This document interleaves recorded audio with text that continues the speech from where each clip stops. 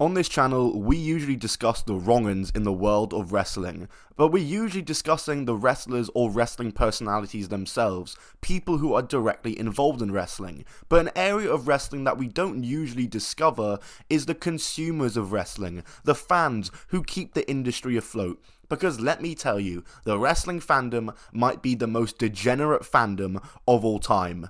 Maybe other than like Sonic or something. Hidden within these wrestling fans are viewers who are more than obsessed with wrestling and wrestlers, to the point they become stalkers, some online, and a select few take it one step further and do it in real life. There have been numerous cases of stalking in wrestling, but today we're going to be discussing two cases that have taken place in recent years targeted at individuals. What's up guys, it's Top 10 Wrestling and welcome to the Wrestling Stalkers. Make sure to like, subscribe, and let's begin.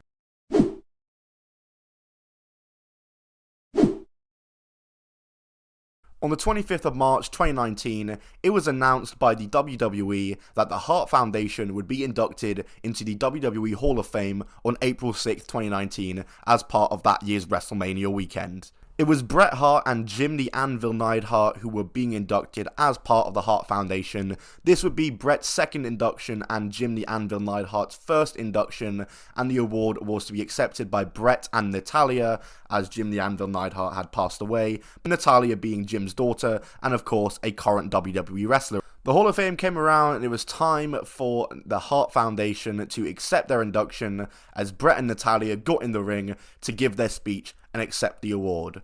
But whilst they were giving this speech, this happened.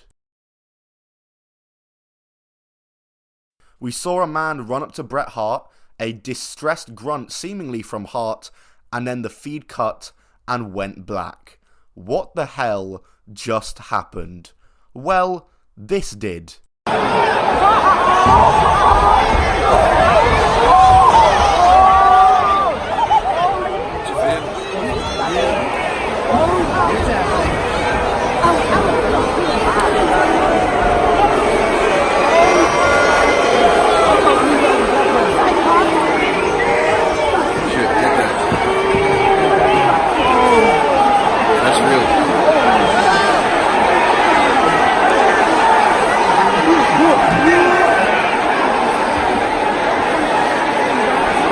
In case you're wondering, that was Travis Brown, Ronda Rousey's husband and former UFC fighter who made the tackle, and also a quick shout out to the guy who should also maybe be an MMA fighter, Cash Wheeler, who knocked his lights out with one right hook. And thanks to all the wrestlers who stormed the ring and helped calm down the crowd and get the show back on track, the show would go on. But that moment would be all that anyone would be thinking about following the Hall of Fame.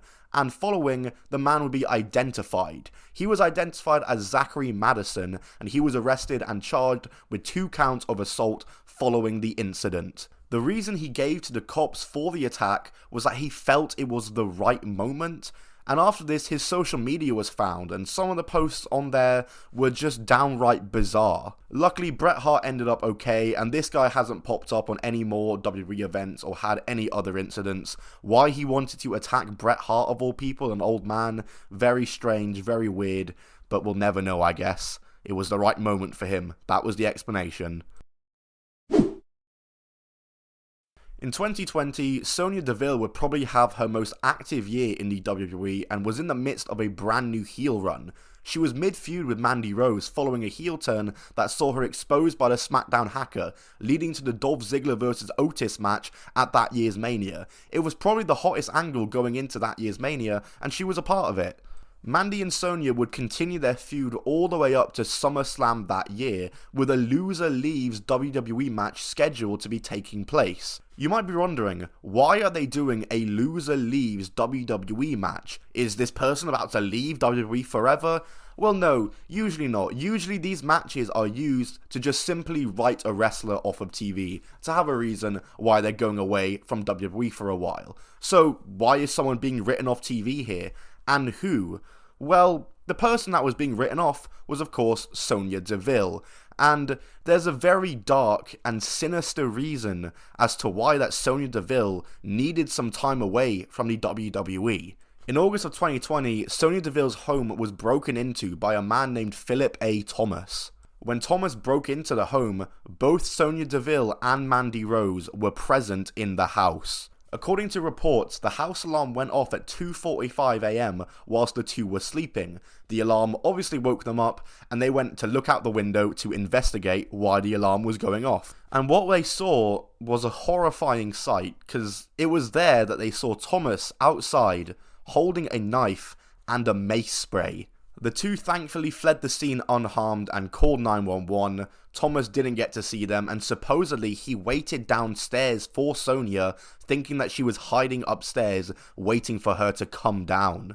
Thomas was of course arrested, and when he was arrested, he even admitted that he was there to kidnap her, and he was also found to be carrying duct tape and zip ties, which very much suggests that kidnapping was his motive. And once again, another disturbing aspect of this case was the fact that he was absolutely obsessed with her on social media and tweeted at her for literal years. The video you're seeing being rolled behind you in the background is his Twitter feed at the time after the arrest took place, exposing just how obsessed with Sonya Deville this guy really was. Following the incident, Sonya Deville tweeted out saying, "Thank you everyone for your love and concern. A very frightening experience, but thankfully everyone is safe. A special thank you to Hillsborough County Sheriff's Office for their response and assistance." And Sonya Deville would lose that match with Mandy Rose to give her some time away from WWE while she went and dealt with the court case. The case was, however, put to a close after Thomas was deemed unfit to stand trial. But since then, no incidents have taken place with this individual and with this individual within WWE, and Sonya Deville has since returned to the WWE and is wrestling actively again. Before the video goes any further, I just wanted to ask that you go in the link in the description and subscribe to WrestleClub on YouTube right now, the brand new project I am starting. It's launching next week, okay? So subscribe to it so you can be the first to see what it is. Anyway, back to the video. Okay in the end and physically unharmed, but my god, man, it's just scary, isn't it? It's just scary that people out there like that just exist. That's been it from me for this video though. If you thought this video was interesting, be sure to give it a smack on the like button. Don't know why I said it like that. Leave a comment down below suggesting what video I should make next. Subscribe notifications on so you never miss a video. Follow me on Twitter, Instagram, all that jazz. I'll see you all soon. Goodbye and keep on rolling.